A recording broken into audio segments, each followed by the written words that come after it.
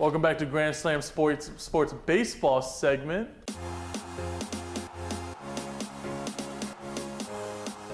My name is Charles Foster. I'm joined here today with Jace Hodge. Today we're going to go into the wild card today. The wild card was a very, very quick one, only 2 days.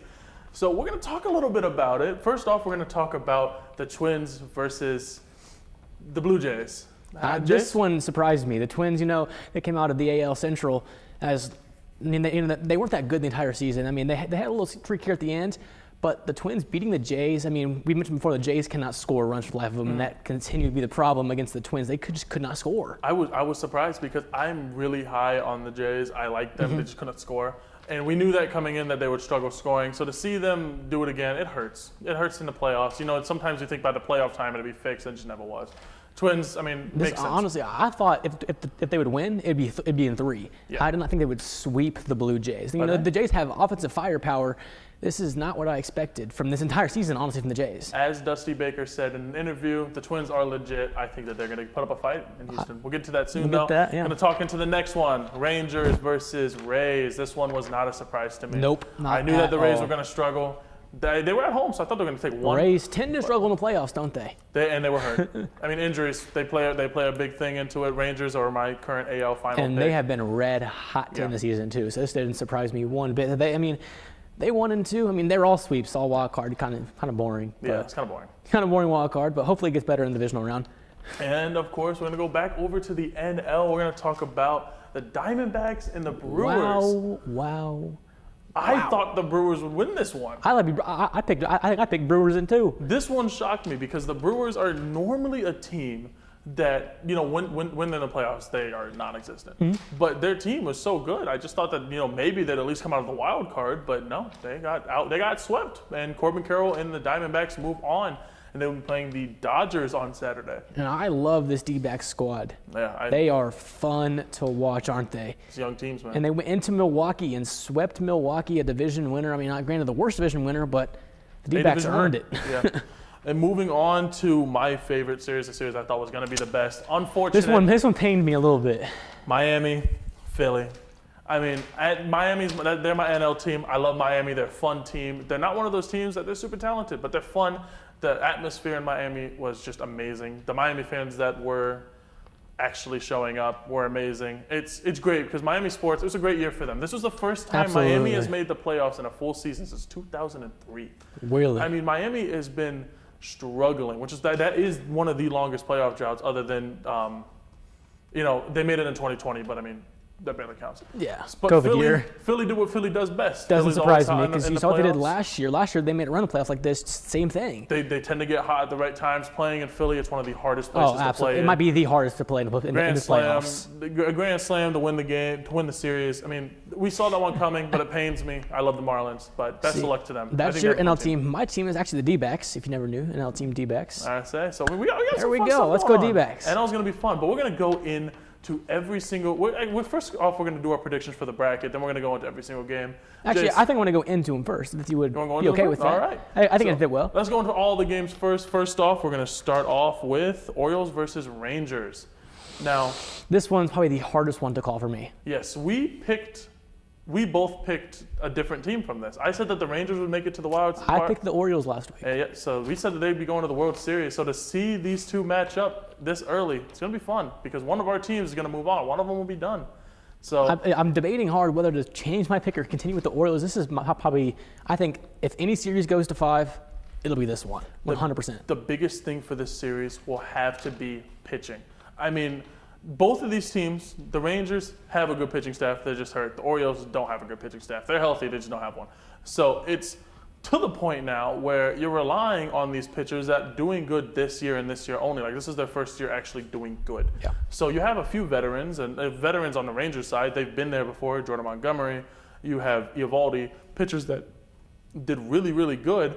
And then you have the Orioles pitching staff, who most of them have never really played in the playoffs before. But they did really good in the regular season, so we'll see how it transfers over. And this is two teams we almost never see in the playoffs anymore. Two teams that we're not used to. All of these teams probably other two of the worst AL teams last season. And the Orioles just 2 years ago were like the worst team in all of baseball. And now they're the number 1 seed in the AL.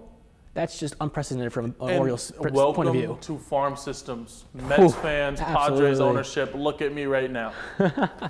Money does not buy championships. This right here is a team that was in the top, I think they were number 1 for the past 10 years in farm systems, and look where they are now. It took some time, but that right there is a proper rebuild. The Orioles are And now the imagine number what they 1 can team do in the AL. future with this team, squad. The only issue with the Orioles, it's a small market, and they got a lot of money that they're going to have to pay out.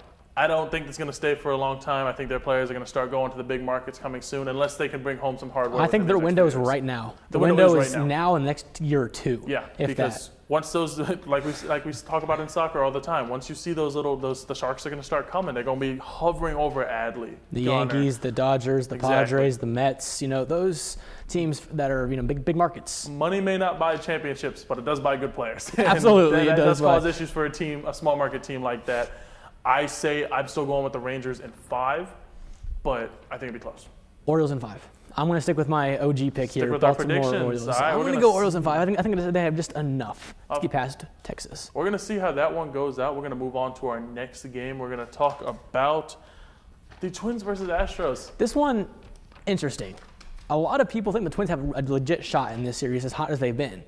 But I still think the Astros, their experience, defending World Series champions, the amount of wins they've had over the last 5-6 years, I think they're just better than Minnesota.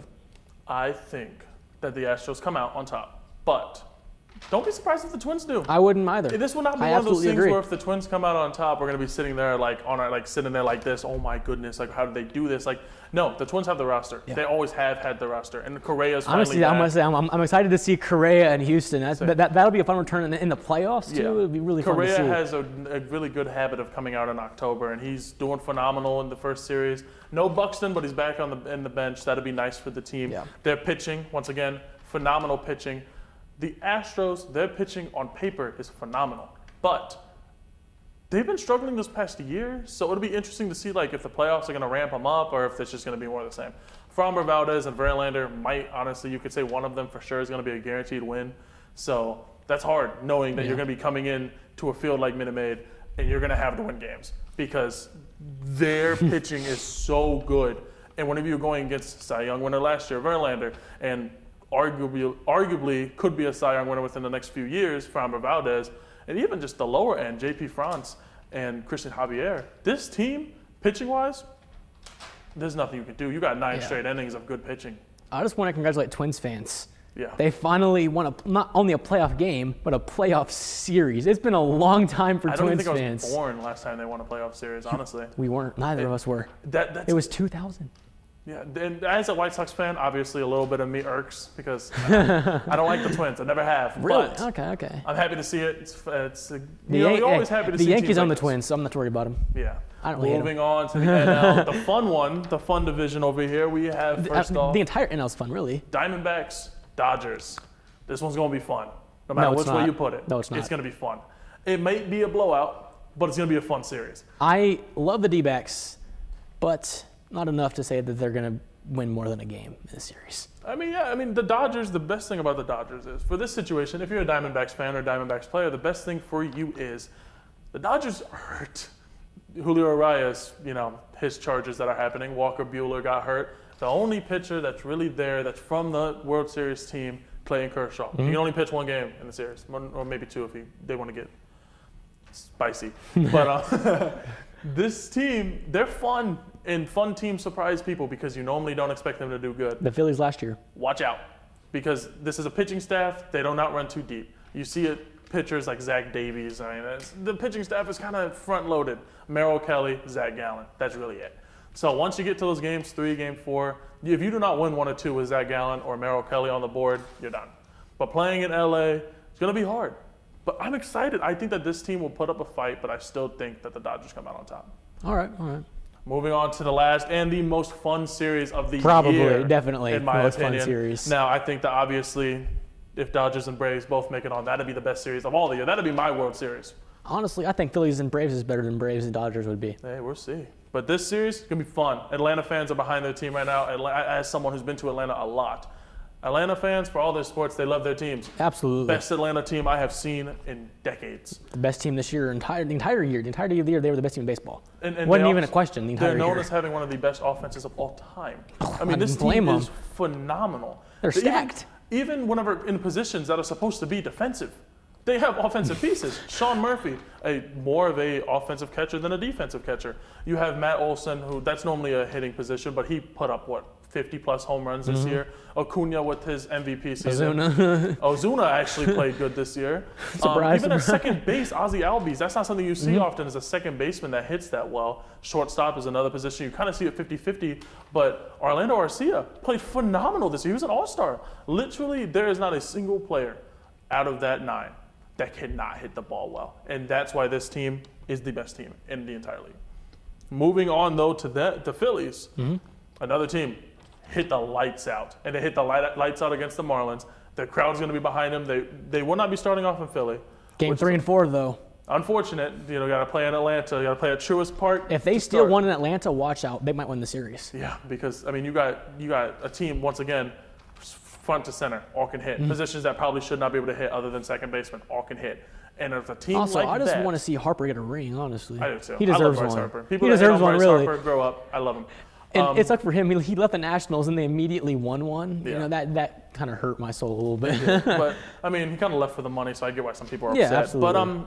But it's hard in this situation. Both teams are going to do great. Braves come out on top because they're one of the best teams of all time, like I said.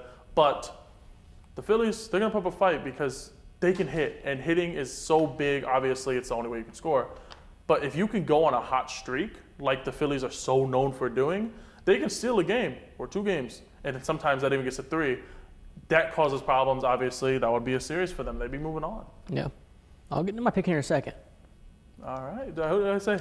So let's do our predictions. At first, we're going to start off. You want to go ahead and just do your whole bracket? Do our whole bracket? All right. I'll Easier start on off us. first. Whole bracket. We got Twins versus Astros. I'm going to go Astros moving on. And how many games? I'm going to go 5. 5 games? You think Twins push 5 games out of them? Twins are on fire right now. Twins are they have a good fan base behind them. They have a new field, so that it's an attraction. It's gonna be sold out.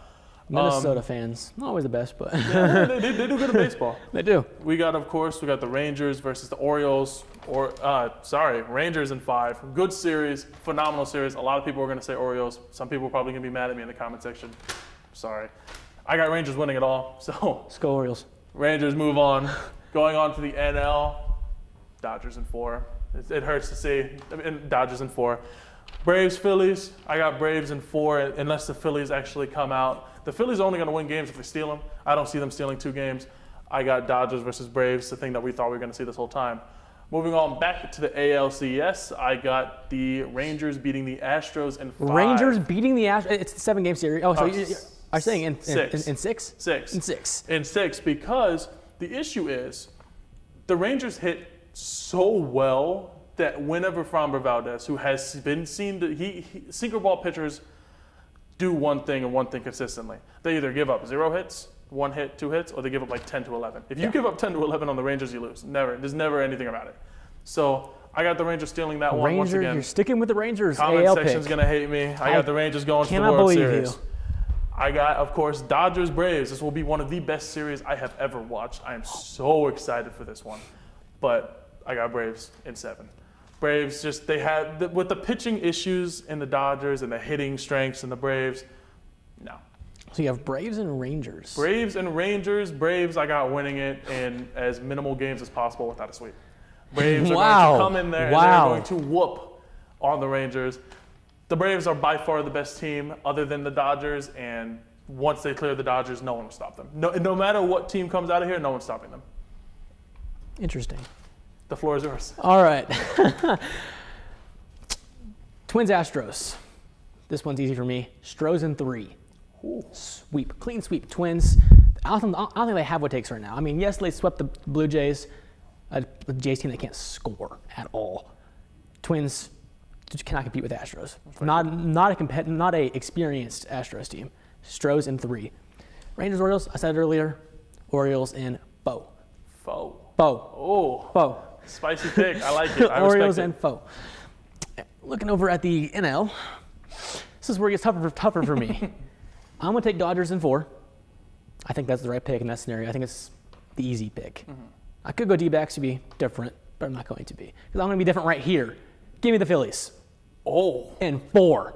In 4. Phillies in 4. We're not going to talk about that after this one. No, we're not, because Phillies are going to win this in 4. They're going to go in Game 1 and win in Atlanta. Lose Game 2, win 3 and 4 at home, because they have the best home field advantage in baseball. All right. Phillies in 4. Okay. Back over at the AL, Orioles, Astros. Give me the Astros. In Going 6. back on your pick. I'm going back for right now. I think an experienced Astros team. It's fair. I'm big on experience. I'm big on teams that have been there and done that before, and they've been there, done that constantly over the last few years. That's fair.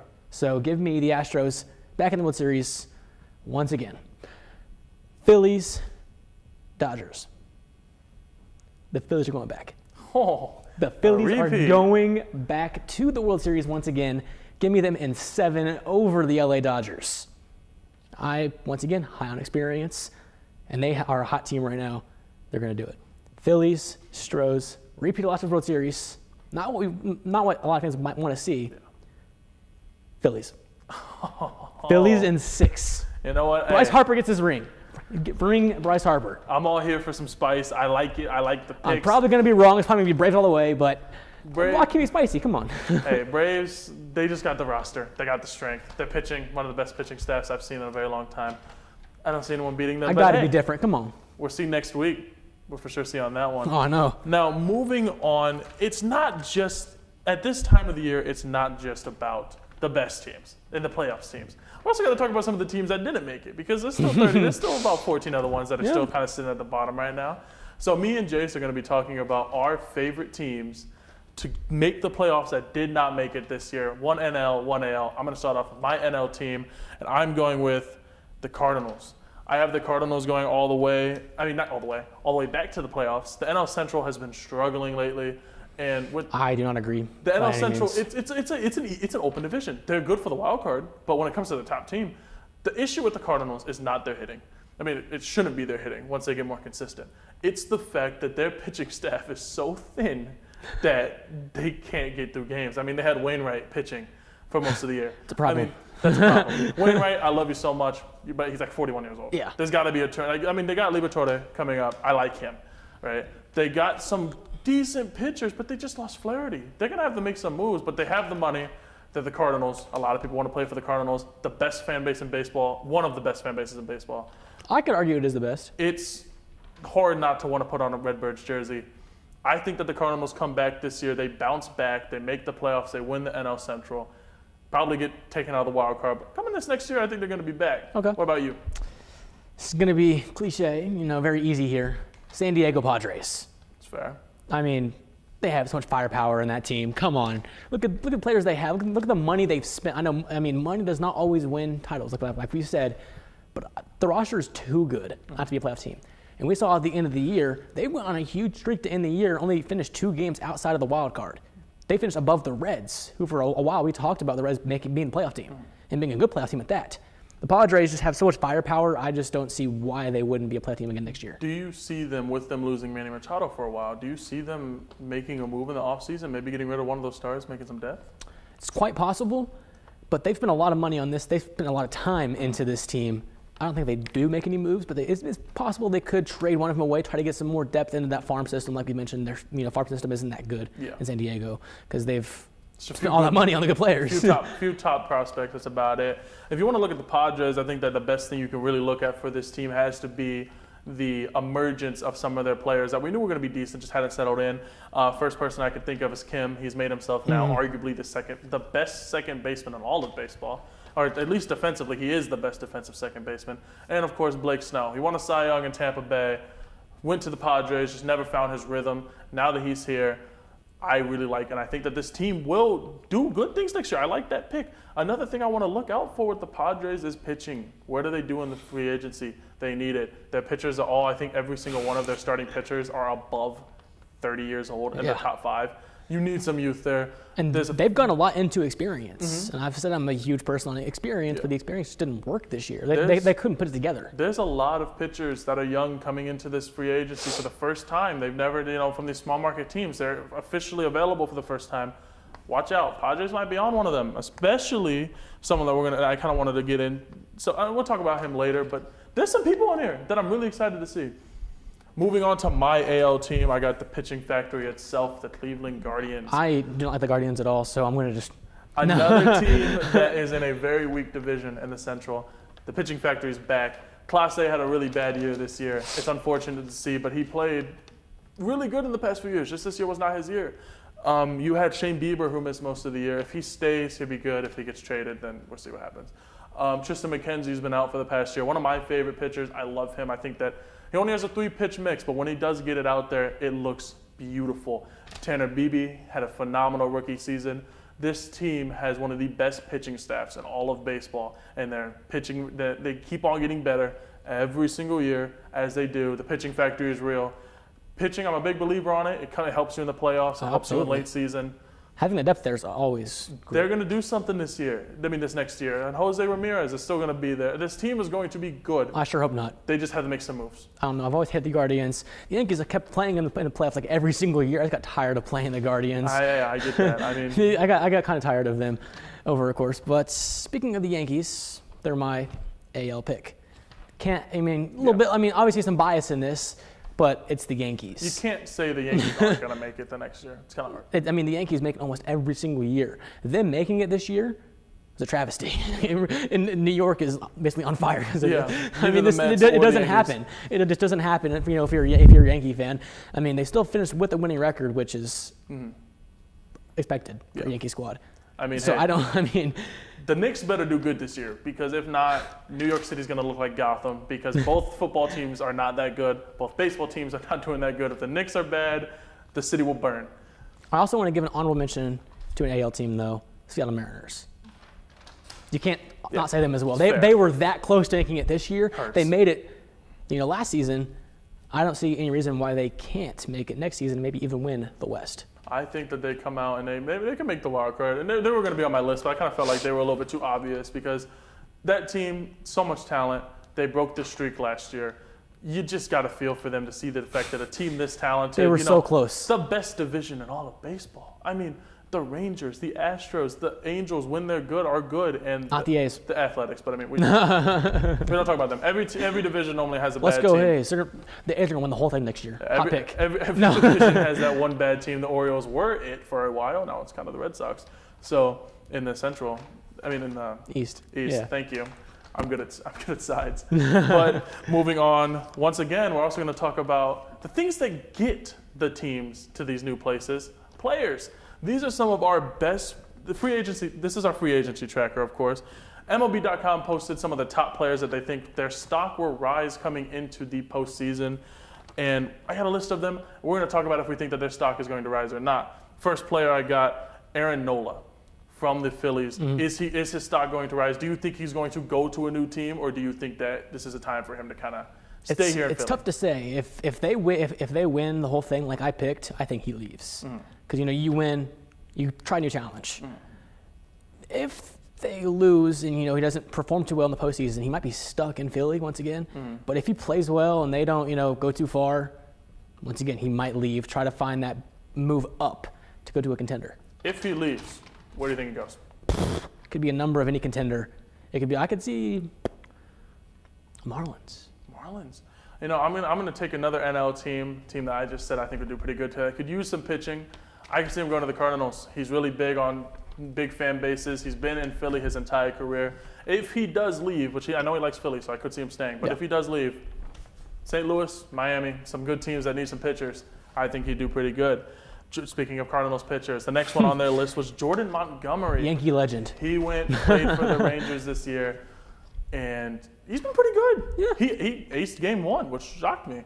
He's been a really good pickup for the Rangers, and his stock, he's 30 years old, can be 31. He's staying. He's a lefty. You think he's staying? I do. I think that personally he's going to leave. They're going to take advantage of the fact that they needed him for the playoffs. That's about it. They're not going to keep him around long term. They already got a bunch of 30-year-old pitchers with DeGrom coming back, hopefully, and Scherzer. He's going to go to a team that needs a veteran lefty. A lot of teams need that because there's not a lot of lefty pitchers in this league. I think Montgomery leaves. I don't know where, though, personally. It's tough to say.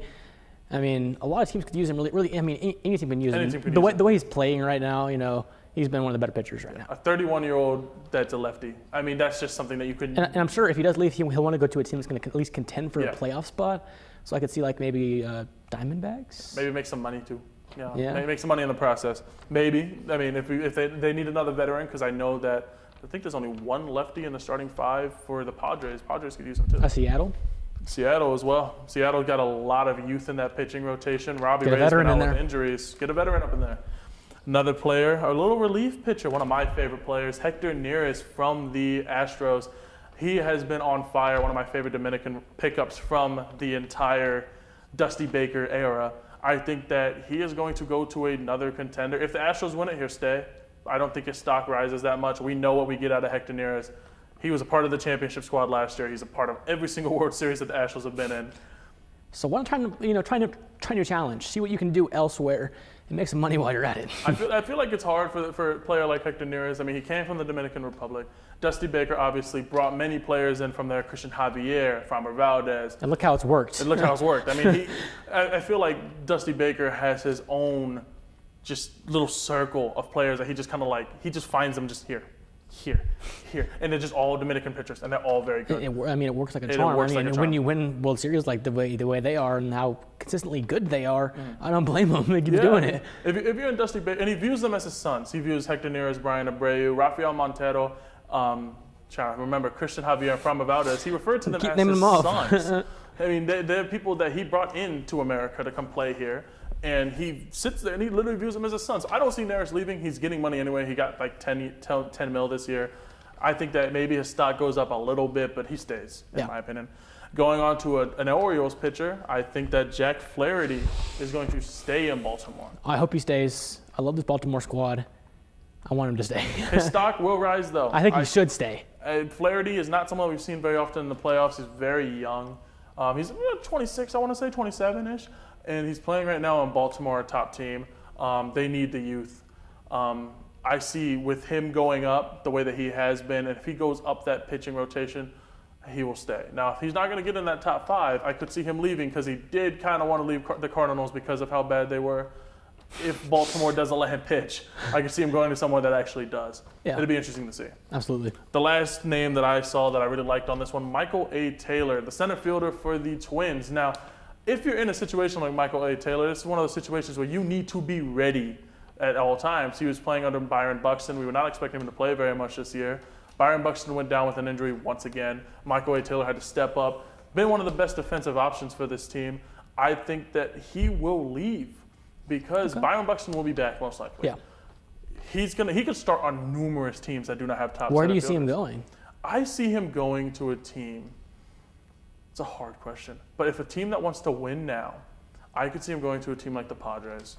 Or a team like the Diamondbacks have center fielders. But they're all young and they're still kind of going through that process. If the Diamondbacks want to make it like that, win the division like that, start it off, I can see them going for a veteran like Michael A. Taylor. He's not a great bat, but he's phenomenal on defense. He makes great plays. He never quits on the ball. Having a center fielder like that, like a Kevin Kiermaier with Toronto, it helps. Helps a lot. Moving on to some of these players on this list as well, some of the top free agents. Matt Chapman from the Blue Jays. He's played okay this year, significantly worse than I thought he was going to. But do you see him leaving? Do you see him going somewhere else? Leaving. See him leaving? Okay. I do see him leaving. I think his time's up in Toronto. It sucks because he's only been there for a few years. But I mean, it's just he went to Toronto. He's not the Matt Chapman we knew. And we saw that with the entire Oakland A's 2020 squad. We saw that with Matt Olson. Whenever Matt Olson went to the Braves, he's had his best season. Sean Murphy had one of his best seasons. I think he needs to change the scenery again. Of course. Find Jesus somewhere Luzardo, another one of those pitchers. Jonah Heim. I mean, a team that was so good that all moved to different teams. Matt Chapman was one of the very few that did not follow that. I could see him going to a team that really needs a third baseman right now. I just can't think of one that really is content. I mean, maybe the Yankees. I want to say the DJ Yankees. We LeMahieu need a third baseman. His time's kind of running out. We do need a third baseman. I could see him going to the Yankees, another team. If the Angels want to get rid of Rendon, Matt Chapman could be a beautiful option for them. I don't know, a team that really needs a third base, even if he's willing to take a pay cut with Machado being out for the beginning part of the season. Padres, if they want to take him in there. Padres, you can't have everybody Padres. Come on. Hey, I mean, they got the money. They're willing to spend it. I mean, if he's willing to take a pay cut, it'd be fun. Yeah. The big name, we're going to save him for last. You go last. Oh, come on. Julio Urias. He's kind of a big deal right now. He's Yeah. facing charges, unfortunately. One of my favorite lefty pitchers. It's unfortunate.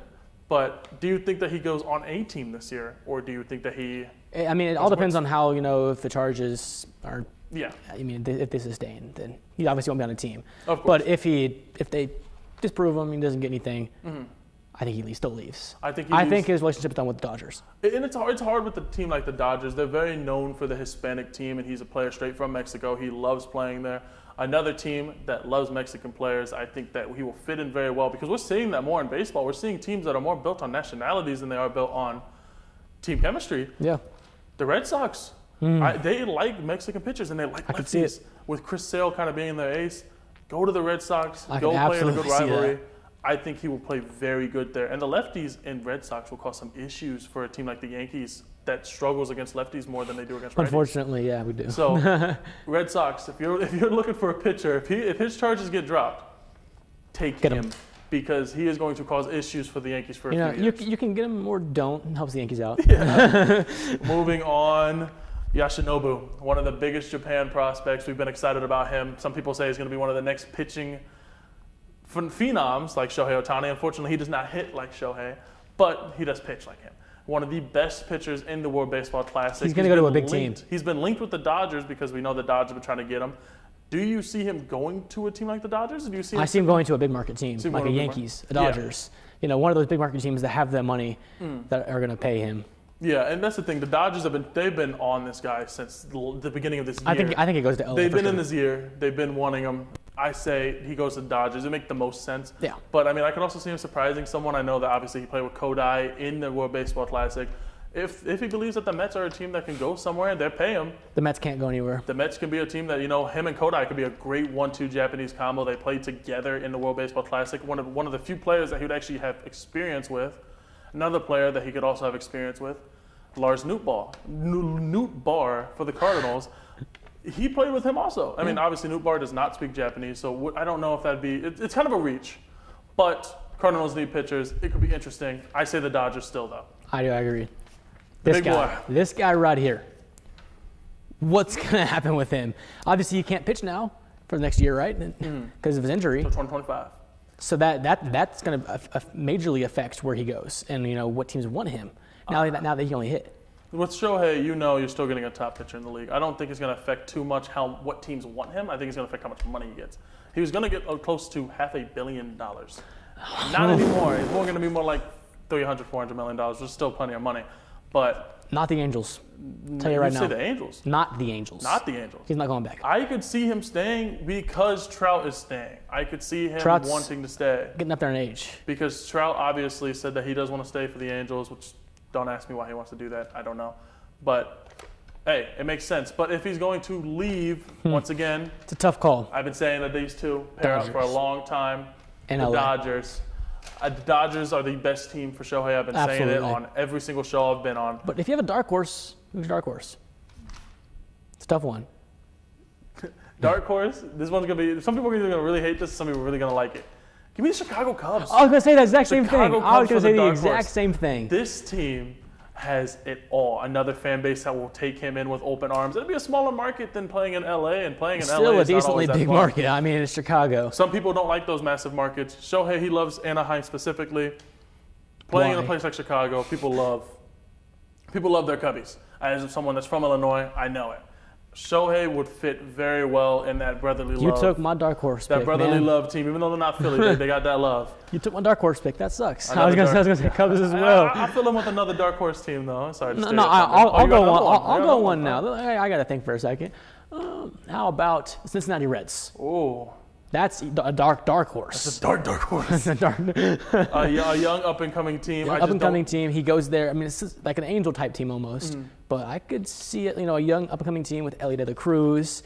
You have all that youth prospects in the farm system. Maybe he wants to go there and help them elevate to the next level. I just don't see him leaving the bright lights of LA, Anaheim, the warm Cincinnati. weather to go to cold, gloomy Cincinnati. Ohio. Now, Chicago, don't get me wrong, isn't much better, but it's still a big market, still a big city. It's a place to raise a family. So I think that it's going to be very, very interesting to see kind of where all of these prospects go. This could really impact the way that the playoffs are looking next year. We see this year's playoff bracket. It's going to look entirely different next year, I can guarantee you. Entirely different from last year, and it's going to be entirely different from next year. Baseball is an evolving sport. We're getting people not just from America, not just from their farm systems. We got people from all over the world coming in, and I think it's going to be very entertaining for years to come. But that is going to be all for Grand Slam Sports Baseball. It's a little special segment revolving the playoffs. We'll be back next week to talk about the conference series coming up soon.